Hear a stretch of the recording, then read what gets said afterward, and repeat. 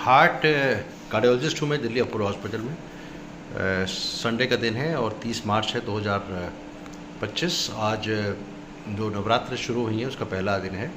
काफ़ी लोगों ने व्रत भी रखा है। मैं कार्डियोलॉजिस्ट हूँ, लेकिन मैं दिल की बात बताना चाह रहा था आज की तारीख में कि जो हार्ट के पेशेंट होते हैं कई बार सोचते हैं कि हमको एंजियोप्लास्टी कराने या बाईपास सर्जरी के बाद हमें दवा बंद करनी पड़ेगी। तो ये एक बहुत बड़ी रिस्क हो जाता है।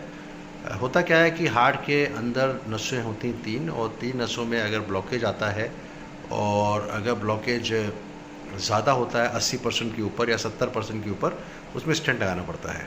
अगर हमको स्टेंट लगा दिया गया है तो कुछ दवाएं, खून पतला करने की दवाइयाँ लाइफ लॉन्ग खानी चाहिए और खानी पड़ती हैं, लेकिन रेगुलर पेशेंट को डॉक्टर के टच में रहना चाहिए ऑलमोस्ट एवरी 3 मंथ्स, और उस हिसाब से दवा मॉडिफाई होती है। कुछ लोग क्या करते हैं कि वो सोचते हैं कि मेरा नसें खुल गई हैं तो अब हमको दवा खाने की ज़रूरत नहीं है और अब हम बिल्कुल ठीक हो गए हैं। तो ये बहुत बड़ी गलतफहमी है। You have to take regular medicines. Same time अगर बाईपास सर्जरी भी हुई है तो पेशेंट तो कई बार डिसअपियर कर जाते हैं और डॉक्टर दिखाने नहीं आते। वो सोचते हैं मेरा तो बड़ा ये एक तरह का ब्रह्मास्त्र चला दिया है और हम ठीक हो गए हैं। बाईपास ग्राफ्ट होते हैं, वो भी उनकी लाइफ 5 साल से 10 साल होती है। तो उसमें भी अगर दवा रेगुलर खाएंगे तो आपको बाईपास भी लंबे समय तक चलेगा। अगर नहीं खाएंगे तो आपकी उसमें भी दिक्कत आएगी।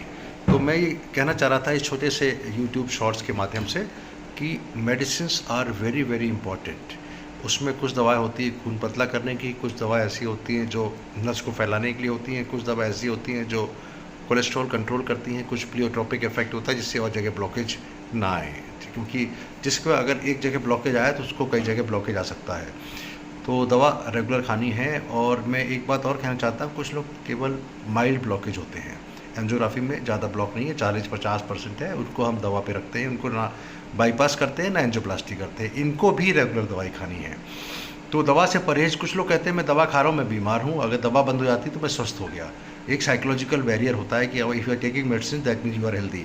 This is not correct. You have to take medicine. जैसे खाना खाना पड़ता है आपको, रेगुलर खाना खाते हैं, पानी पीते हैं और बॉडी को विटामिन की ज़रूरत होती है, तो इसी तरह से दवाइयाँ रेगुलर खाएं। Doctor professor Vivek Gupta, cardiologist, Delhi Apollo hospital, on 30th March, giving a very very small message. Please don't stop your medicines unless there is some serious side effect.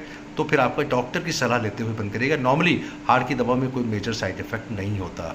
Doctor Vivek Gupta, on 30th March 2025 on Sunday evening. Thank you very much for listening this video. Please take care of yourself. Healthy heart.